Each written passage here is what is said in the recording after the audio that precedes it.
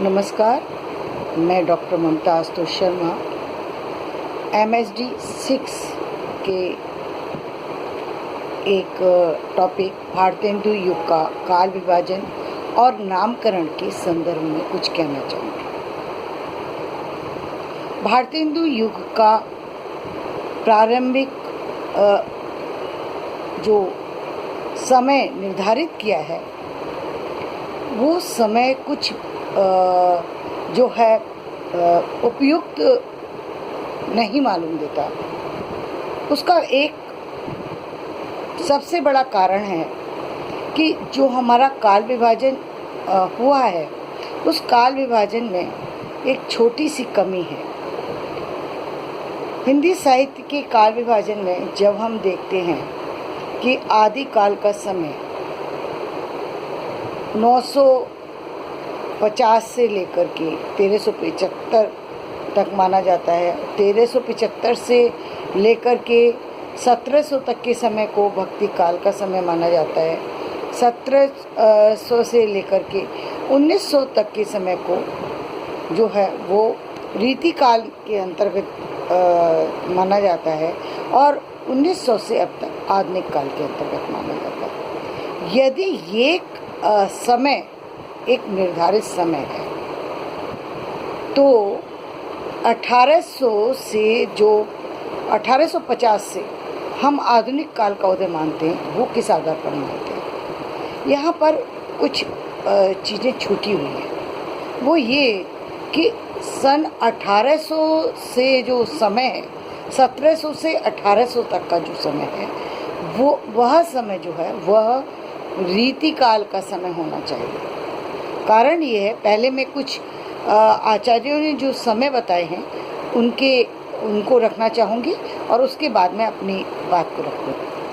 आचार्य शुक्ल जी 1843 से आधुनिक हिंदी काल को मानते हैं। डॉक्टर रामविलास शर्मा जी आधुनिक साहित्य का प्रारंभ 1868 ईस्वी से मानते हैं, जब से भारतेंदु ने लेखन प्रारंभ किया। डॉक्टर लक्ष्मी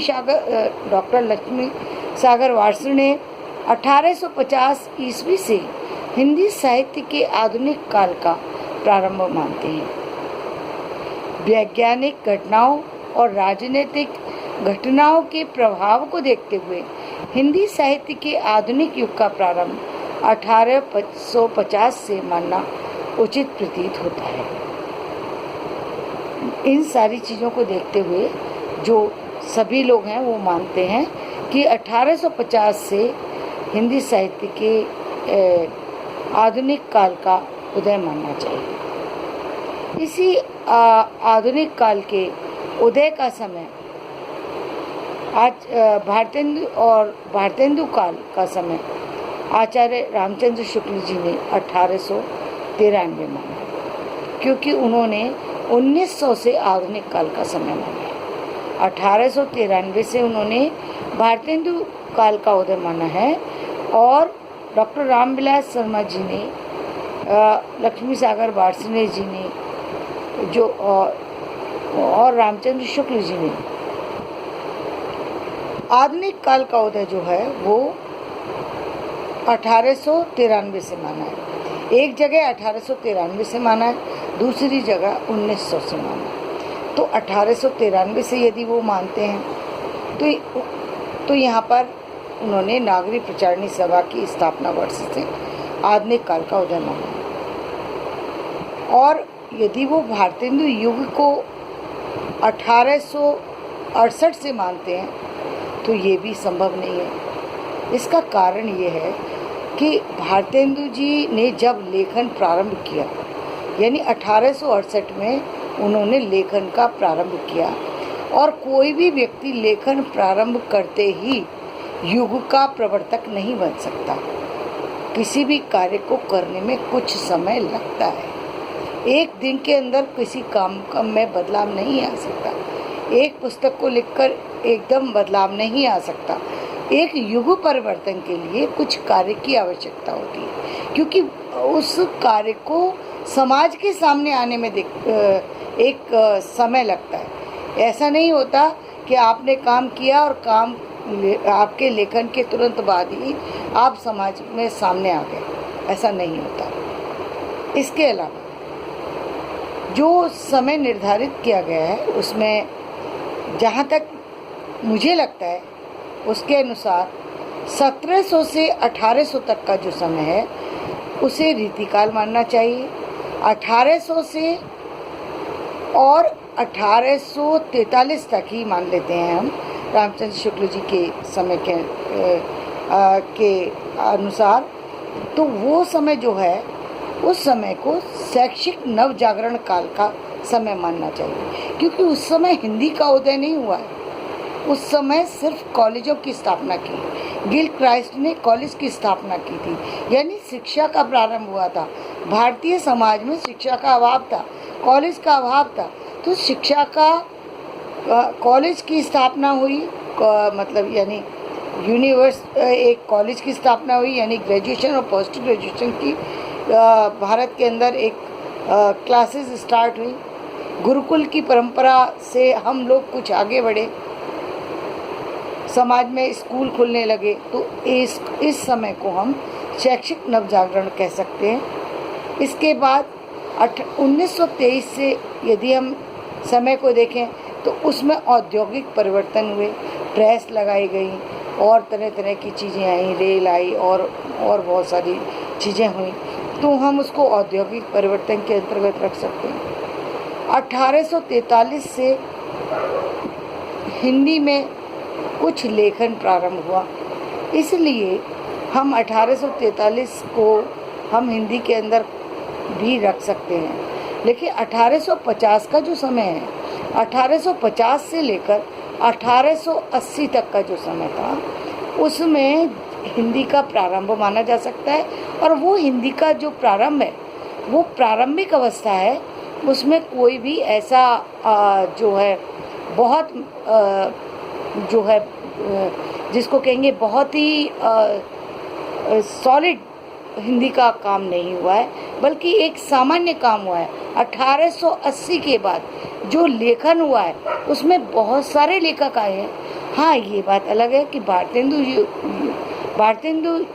जी जो है उस युग के प्रवर्तक इसलिए माने जा सकते हैं कि उन्होंने जितना भी लिखा है उसमें सब में नव्यता है, उसमें नवीनता है, उसमें आधुनिकता की झलक है। और उन्होंने खड़ी बोली हिंदी को अपने साथ में लेकर के वो चले हैं। उन्होंने एक साहित्यकारों का एक संगठन बनाया जिससे कि हमारे समाज में साहित्य की जो परंपरा कहीं पीछे छूट गई थी, जो लेखन की परंपरा जो हमारी पीछे छूट गई थी, सामंत काल में जो हमारी परंपराएं छूट गई थी, उसमें परिवर्तन आया। वो लेखन की परंपरा को लेकर के हमारा भारतीय समाज लेखन की परंपरा को लेकर आगे बढ़ने लगा। जहाँ काव्य का विकास हुआ वहीं गद्य का विकास हुआ। गद्य में तरह तरह की चीज़ें सामने आई, कहीं उपन्यास लिखे गए, कहीं उपन्यास से हट कर के कहानियाँ लिखी गई, नाटक लिखे गए।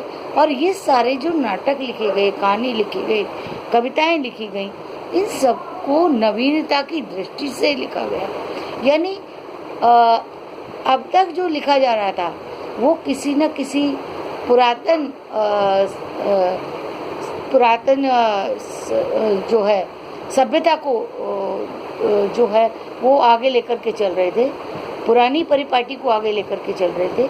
लेकिन इसके बाद जो भारतेंदु युग के बाद जो लिखा गया जी, भारतेंदु जी ने जो लिखा है वो सारा नवीनता पर आधारित साहित्य था। वो जो प्रेमचंद जी ने लिखा है वो साहित्य जो है वो एक अपने आप में युग परिवर्तन की छाप छोड़ता है, हिंदी की खड़ी बोली की छाप छोड़ता है। जब कोई चीज़ बढ़ने लगती है तो आगे उसको लेकर के चलने वाले बहुत सारे लोग हो जाते हैं। लेकिन प्रारंभिक अवस्था में क्योंकि भारतेंदु जी लेकर के चले हैं, इसलिए हम भारतेंदु जी को युग प्रवर्तक के रूप में देख सकते हैं। वो सारी चीज़ें सही हैं, लेकिन जो उनकी समय सीमा जो निर्धारित की गई है वो समय सीमा में बदलाव होने की आवश्यकता है और इन नामों को भी परिवर्तित करने, जो हम आधुनिक काल, जो हम 1700 से लेकर के 1900 तक के समय को रीतिकाल के नाम से जानते हैं, उसमें भी नाम परिवर्तन की आवश्यकता है, क्योंकि उसमें बहुत सारी सी चीज़ों में बदलाव हुए। वैसे देखा जाए तो इसमें और भी बहुत सारी सी चीज़ें दी जा सकती हैं, लेकिन क्योंकि हम अपने विषय से संबंधित, अपने क्लास से संबंधित यहाँ पर अपना जो है अपनी बात रख रहे हैं, इसलिए हम सिर्फ इतना ही रखना चाहेंगे कि इस तरीके से जो हिंदी साहित्य के विभाजन को देखने की आवश्यकता है। आधुनिक काल, रीति काल से आधुनिक काल तक क्या क्या परिवर्तन हुए, उनको इस तरीके से देखा जाए।